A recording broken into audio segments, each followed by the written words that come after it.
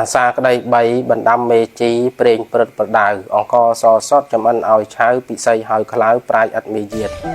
អញ្ចឹងពាក្យថាអាសាគឺប្រែមកថាឥតប្រយោជន៍ឥតបានការអាសាបងហ្នឹងយើងប្រែមកថាឥតប្រយោជន៍ហើយក្តី3មានន័យថារឿង3យ៉ាងអញ្ចឹងអាសាក្តី3បានស្អីថារឿង3យ៉ាងដែលឥតបានការបណ្ដាំមេជីមេហ្នឹងមកពីពាក្យថាមេបាជីហ្នឹងមកពីពាក្យថាជីដូនជីតាអញ្ចឹងបណ្ដាំមេជីបណ្ដាំមេបាបណ្ដាំចាស់ទុំជីដូនជីតាហ្នឹងគាត់ប្រាប់ថាម៉េច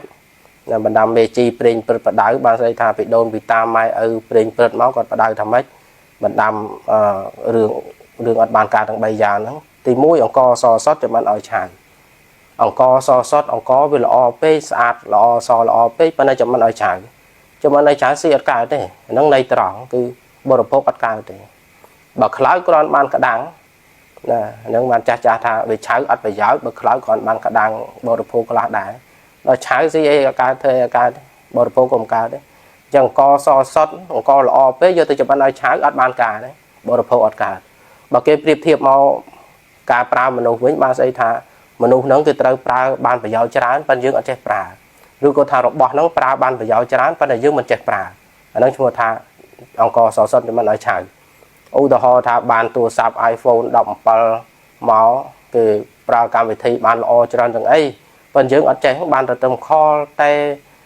តាម Facebook ខលតាមលេខ Telegram អីប៉ុណ្ណឹងពី3កម្មវិធីប៉ុណ្ណឹងហើយកម្មវិធីដទៃទៀតដែលអាចប្រើប្រាស់បានយើងអត់ប្រើយើងអត់ចេះប្រើអាហ្នឹងអញ្ចឹងដែរពេលខ្លះមនុស្សហ្នឹងអាចធ្វើប្រយោជន៍ច្រើនប៉ុន្តែយើងអត់ចេះប្រើមនុស្សណាมันអាចធ្វើឲ្យអស់ពីសមត្ថភាពបានប្រើមនុស្សមិនអស់ពីសមត្ថភាពឲ្យធ្វើការមិនអស់ពីសមត្ថភាពអាហ្នឹងគេហៅថាអង្គសសតចំអិនឲ្យឆៅអញ្ចឹងអត់បានការទេហ្នឹងមនុស្សចេះល្អពេកប៉ុន្តែមិនឲ្យបញ្ចេញសមត្ថភាពអស់អាហ្នឹងឈ្មោះថាអង្គសសតចំអិនឲ្យឆៅនៃធៀបបើន័យត្រង់គឺអង្គយើងយកទៅចំអិនហ្នឹងវាឆៅហ្នឹងយើងបរិភោគអត់កើតពិសីហើយខ្លៅពិសីនេះសំដៅដល់មនុស្សស្រីដែលស្អាតមនុស្សស្រីដែលស្អាតហៅថាពិសីប៉ុន្តែខ្លៅអត់ចេះអត់មានមេរយាទអត់មានចរិយាអីប្រពន្ធល្អហ្នឹងក៏អត់បានការដែរបានល្អទៅរូបប៉ុន្តែមិនចេះអរិយាបថមិនចេះការងារកិច្ចការងារក្នុងផ្ទះអីជាដើមហ្នឹងក៏អត់បានការដែរពិសីហើយខ្លៅល្ងងអត់ចេះការងារផ្ទះមិនចេះចរិយានារីខ្មែរអត់ចេះ